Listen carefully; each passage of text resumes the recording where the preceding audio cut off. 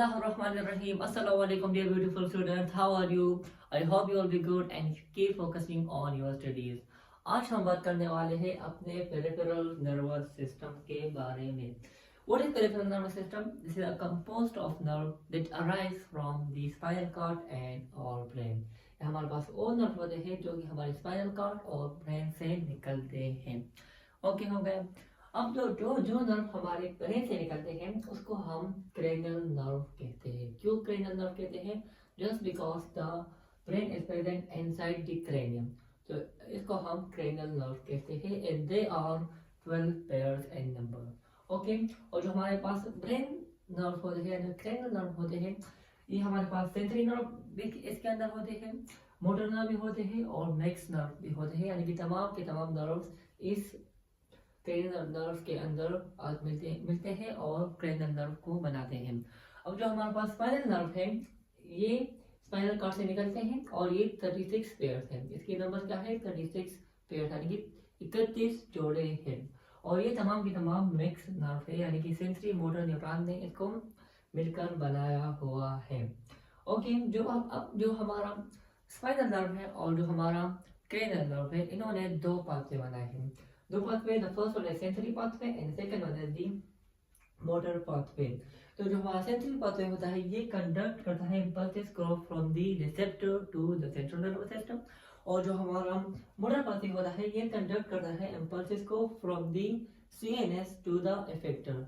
Just for example, जब हम किसी गर्म चीज को टच करते हैं तो हम अपने हाथ डायरेक्टली निकाल लेते हैं. तो जो हमने किसी चीज को टच किया, जो रिसीव किया, हमारा फिंगर रिसेप्टर हो गए और इसी रिसेप्टर ने मैसेज सेंड किया हमारी सीएनएस या ब्रेन को या स्पाइनल कॉर्ड को. तो ये वाला जो पाथवे था, ये था द सेंसरी पाथवे.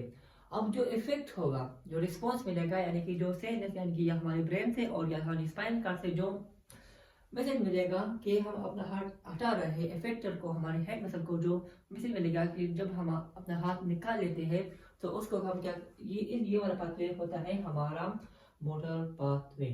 अब जो हमारा मोटर पाथवे होता है, ये फर्दर डिवाइड कर जाता है टू ब्रांचेस में. The first one is the symmetric nervous system and the second one is the autonomic nervous system. तो ये एक दूसरे के बिल्कुल ऑपोजिट है. अब एक को समझ लिया जाए तो अभी इंशाल्लाह ताला दोनों को सही तरीके से समझ पाएंगे.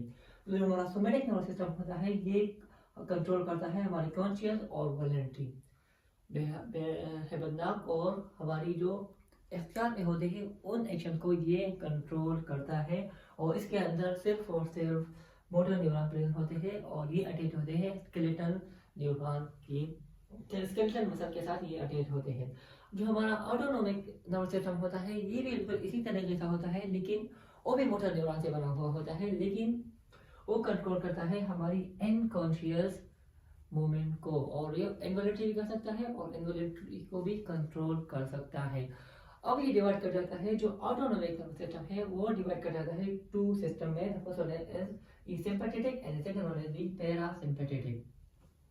It is interesting. सिंपैथेटिक ये हमारी इमरजेंसी सिचुएशन को कंट्रोल करता है. इमरजेंसी सिचुएशन को it's mean the fight and flight responses. ये हमारी इमरजेंसी सिचुएशन कंट्रोल करता है कि हम को फाइट करना चाहिए या उधर से भागना चाहिए, यानी फ्लाइट करना चाहते हैं. लेट सपोज अगर हमसे एक आदमी है, एक लड़का है, हमारा दोस्त है, कुछ भी हो सकता है, और हमसे ताकतवर है, तो हम उससे झगड़ा तो नहीं कर सकेंगे ना.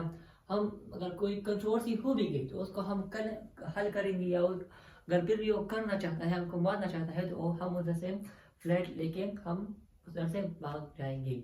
लेकिन उसी टाइम पर अगर वो हमारा फ्रेंड है, अगर कोई भी उससे हमारी झगड़ा हो गया, कंट्रोवर्सी हो गई, तो उसको हम, अगर वो हमसे छोटा है, हमसे उसको उसको मार सकते हैं, उसको हम मार दे सकते हैं, तो उसको हम फ्लैट की बजाय हम उससे फाइट करेंगे, उसके साथ झगड़ा करेंगे. तो ये रिस्पॉन्सेस करता है हमारा सिंपैथेटिक. और इसी के अपोजिट जो हमारा पैरासिम्पैथेटिक होता है, ये हमारी बॉडी को नॉर्मलाइज करता है. किसे नॉर्मलाइज करता है?